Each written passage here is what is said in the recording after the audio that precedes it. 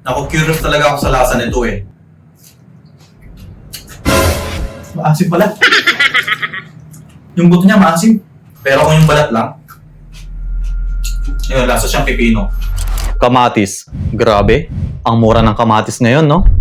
15 pesos lang per kilo ang pagkakabili ko dito. Siyempre, nakakaawa din yung mga nagtanim ng kamatis kasi natsyempo na mura ang presyo nung pag-ani nila nito. Sa ibang lugar yata, pinamimigay na to. Kadalasan, yung pulang kamatis ang ginagamit nyo.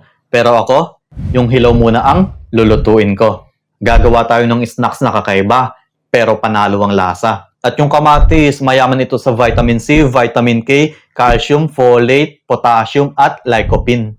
Kaya heto muna ang lulutuin ko. So magluluto na muna ako para mamayang gabi, mapanood nyo na yung kakaibang snacks na to. Grabe, parang kalamaris ang itsura pero kamatis lang pala. Magluluto tayo ngayon ng kalamatis. Hindi mo na malalasahan yung kamatis dito.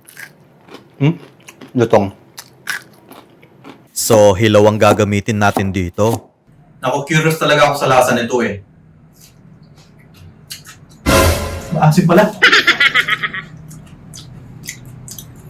Yung buto niya maasim. Maasim. Pero kung yung balat lang, yun, lasa siyang pipino.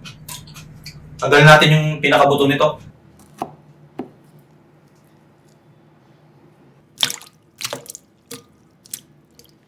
Gagamit tayo ng 1 tasang harina, breading mix, paminta at asin pampalasa. Kuha tayo ng 5 kutsarang breading dahil gagawin natin tong butter.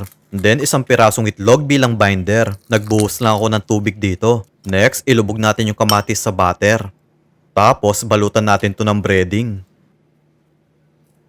Pirituhin natin to into medium heat. Gumawa ako ng garlic mayo. Nasa dulo ng video ang ingredients nito. Heto ng ating kalamatis. Malutong siya. Grabe. Hindi mo na malalasahan yung kamatis dito. Lutong.